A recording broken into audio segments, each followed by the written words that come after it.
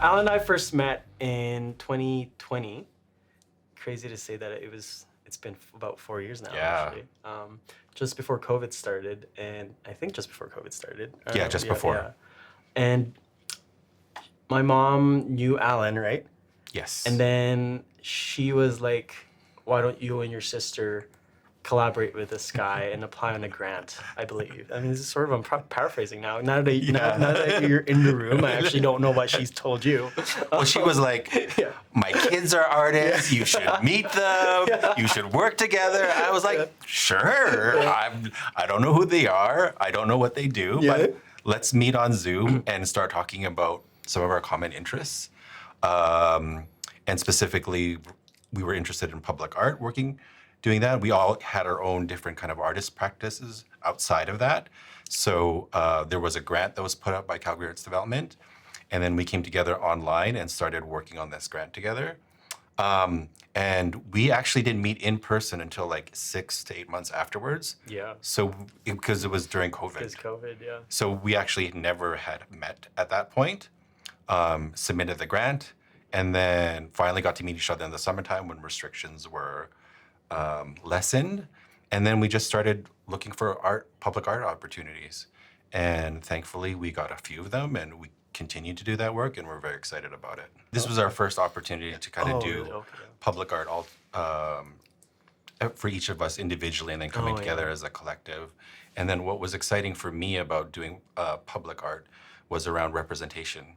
Having grown up in Calgary, born and raised, my parents are from the Philippines. They came to Mohkinstsis, Calgary in 1960s, 1970s. Growing up in the city, there wasn't a lot of like murals or representation from the Filipino community.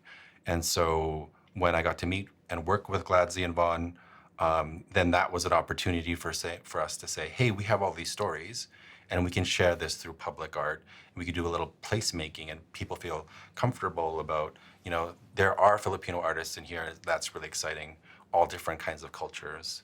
And so we all have our different respective kind of like talents. Like I have an art therapy background, so I'm used to bringing people together through engagement and conversation. And then Vaughn has a lot of experience around the AR. And I've seen some projects with AR not done very well. So we're excited to do it in a way that could be like really sustainable or like really work really well.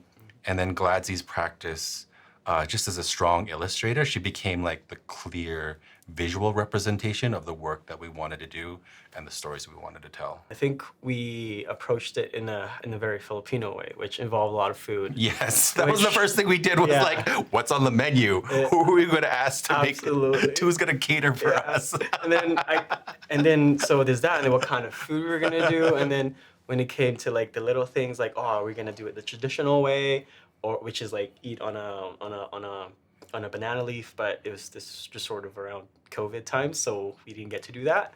But at least we bought banana leaves and we put it on the plates, and then everybody got their own plates, and it was an amazing experience. But yeah, I think I love how that was definitely, the community engagement is definitely one of the most exciting parts, because we got to involve food the way that we would do it in like a traditional Filipino just gathering, which is amazing. And then we invited members from both the Filipino elder community and indigenous community. And I think you've done community engagements in the past, and not art therapy.